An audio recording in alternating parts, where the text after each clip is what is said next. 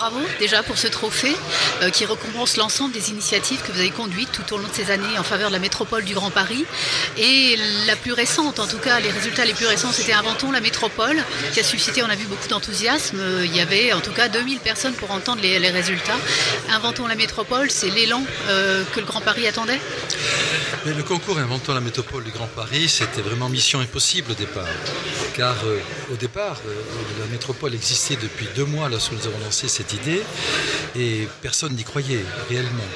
Parce que personne n'avait compris que le fait de globaliser l'action des maires dans un périmètre unique qui s'appelle la métropole du Grand Paris, qui est la zone dense continue, sur laquelle les maires sont élus au suffrage universel pour gérer de manière opérationnelle au quotidien les problèmes des populations, personne n'avait compris que de globaliser tout ça dans une métropole allait permettre de faire naître l'interlocuteur de toutes les stratégies à mettre en œuvre et surtout l'interlocuteur avec le pouvoir opérationnel sur le territoire.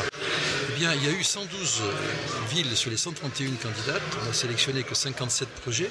Moi, je suis bluffé par cet investissement qu'il y a eu. D'abord, la confiance des financiers et des investisseurs, c'est pas rien. Et puis, l'inventivité des architectes et des aménageurs. Moi, je suis très modeste face à ça parce que ces gens-là sont tout à fait exceptionnels. Mais ça démontre, quand on veut un peu, ça démontre quand il y a cette globalisation, dans le cadre de cette métropole, que ça réussit. C'est pour ça que je souhaite que dans le grand débat métropolitain qui existe aujourd'hui, que le président de la République va avoir à choisir, je souhaite de tout cœur qu'on ne prive pas la métropole de son caractère opérationnel et qu'on ne privilégie pas ce qui pourrait être un accord politique par rapport au caractère efficace et opérationnel de ce que les maires ont été capables de faire aujourd'hui. Il faut continuer. Donc là, on a un bon outil de travail en commun qui permet de créer la confiance au-delà des idées politiques. Il faut le préserver et le concours Inventons la métropole est bien le garant de la réussite de cet outil. Parce que s'il n'existait pas, il n'y aurait pas ces 7 milliards et ces 50 000 emplois qui vont être créés à terme, au bout des travaux. Nous sommes le seul levier aujourd'hui d'investissement, de création de richesses, de création d'emplois à ce niveau-là dans l'ère de la région Île-de-France.